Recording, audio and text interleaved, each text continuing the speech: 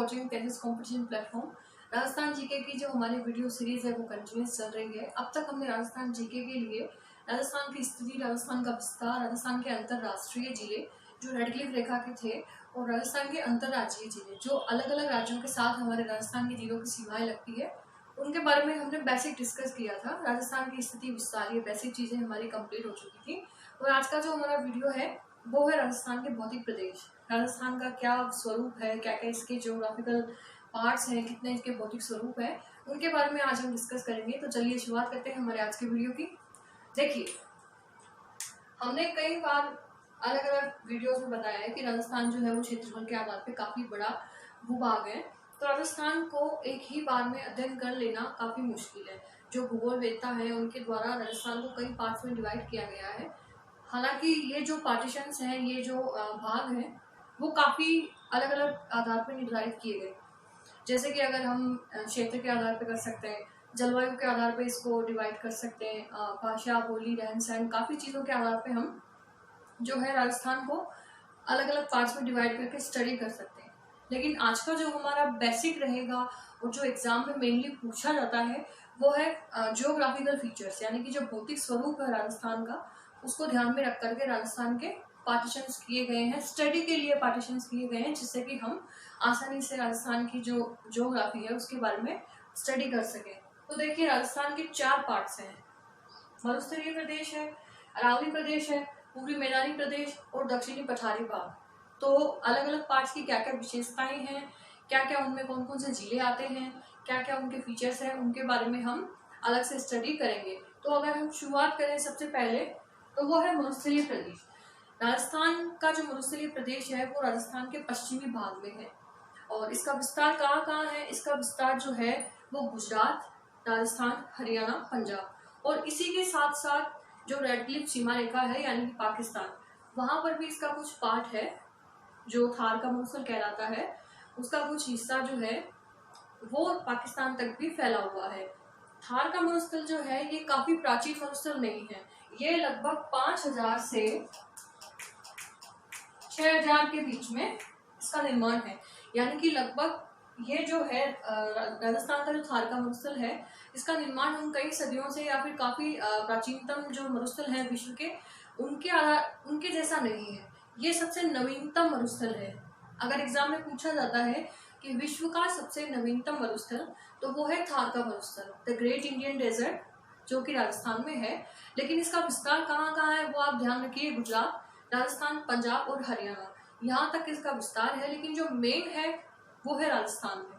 कितना है, कैसे है, क्या क्या इसकी फीचर्स रहेंगी, वो हम स्टेप बाय स्टेप देखेंगे। तो अब तक हमने बात करी कि जो नवीनतम मरुस्थल है विश्व का वो है थार का मरुस्थल, जो कि है राजस्थान में, भारत में। उसके बाद में बात आती है कि इस मरुस्थल का निर्माण कैसे हुआ। तो एक वैगनर थ्योरी है, वो हम यहाँ जरा से डिस्कस करेंगे।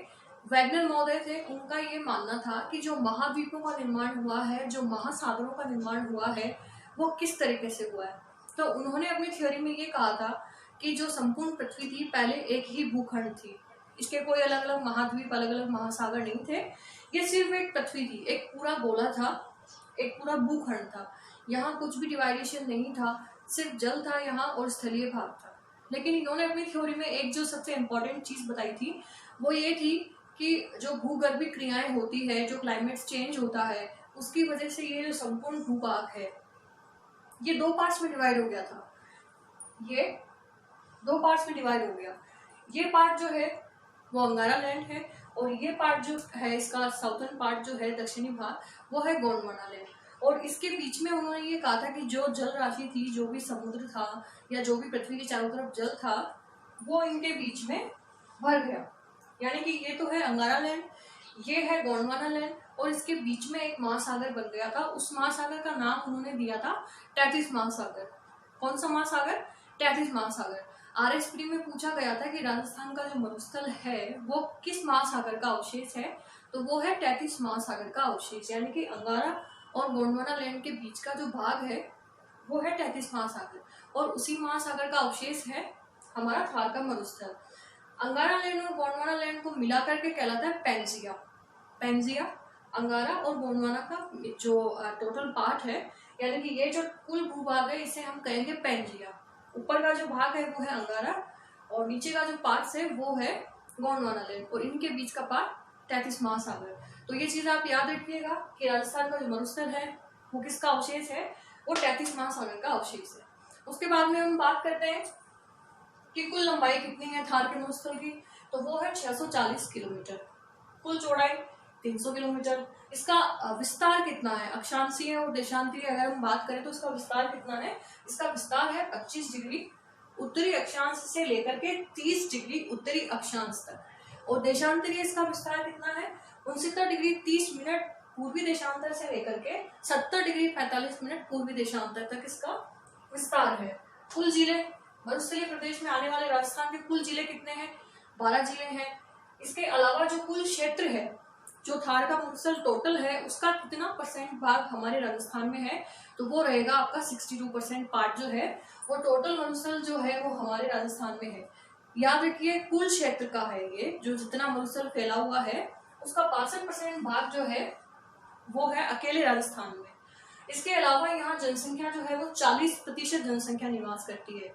ये अपने आप में बहुत बड़ी बात है और विश्व का एकमात्र ऐसा ये मरुस्थल है जहाँ जनसंख्या दृष्टि जो है वो काफी ज्यादा है, जनसंख्या घनत्व जो है वो काफी ज्यादा है। बेसिकली होता ये है कि जो डेजर्ट है वहाँ कोई रहना नहीं चाहता क्योंकि रिसोर्सेज कम होती है, पानी की कमी होती है, काफी सारी प्रॉब्लम्स होती है, वेजिटेबल्स वगैरह जो भी नॉर्मली प्रॉब्लम्स है, इंसान की जो बेसिक जरूरतें होती है वो पूरी नहीं हो पाती मरुस्थल में।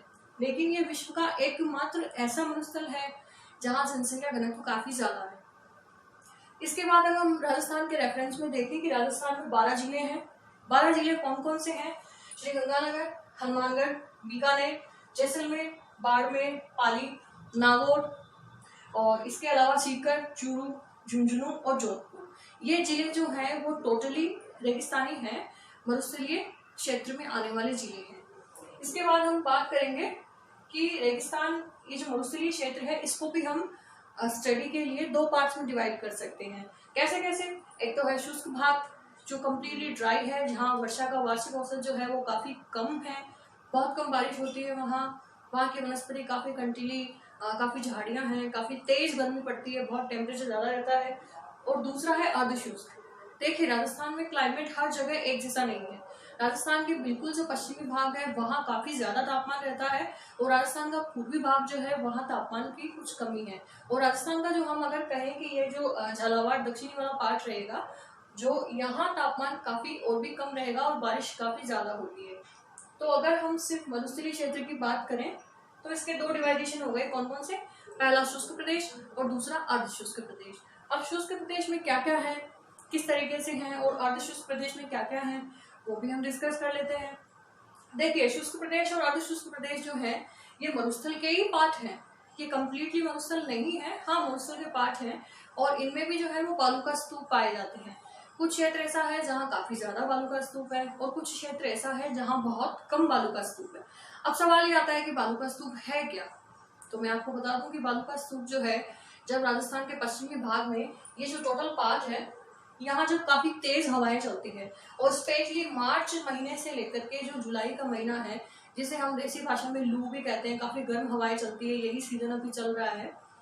तो जब काफी तेज लू चलती है यहाँ, तो यहाँ क्या है कि रेगिस्तानी भाग है, रेगिस्तानी भाग होने से यहाँ काफी ज्यादा मिट्टी है, तो ये मिट्टी उड़ करके अपना स्थान परिवर्तित करती है और हवाओं के साथ साथ मिट्टी भी धूल भरी आंधियां चलने लगती है।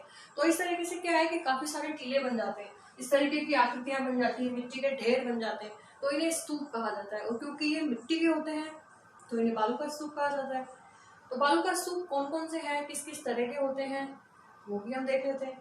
तो बालू का स्तूप जो है, टोटल जो राजस्थान का पार्ट है मरुस्थलीय प्रदेश, उसमें 58% जो क्षेत्र है वो बालू का स्तूप का क्षेत्र है। 58% में बालू का स्तूप पाए जाएंगे जो कि मरुस्थलीय होगा, और बाकी रिमेनिंग जो 42% है वो बालू का स्तूप रहित क्षेत्र कहलाता है।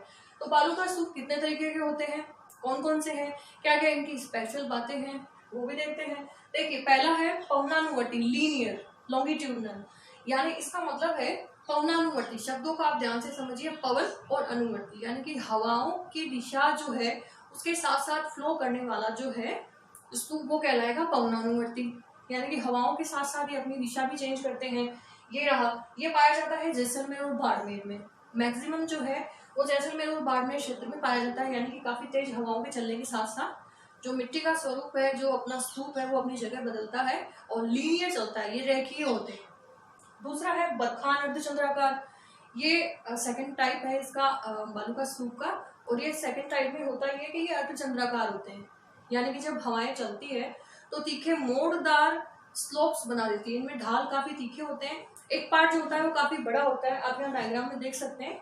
जो इसका पिछला पार्ट होता है वो काफी बड़ा होता है और इसके जो दोनों सिरे हैं वो काफी तीखे ढाल वाले होते हैं। अब ये कहाँ कहाँ है राजस्थान में, तो ये है चूरू, गंगानगर, सीकर और बीकानेर में।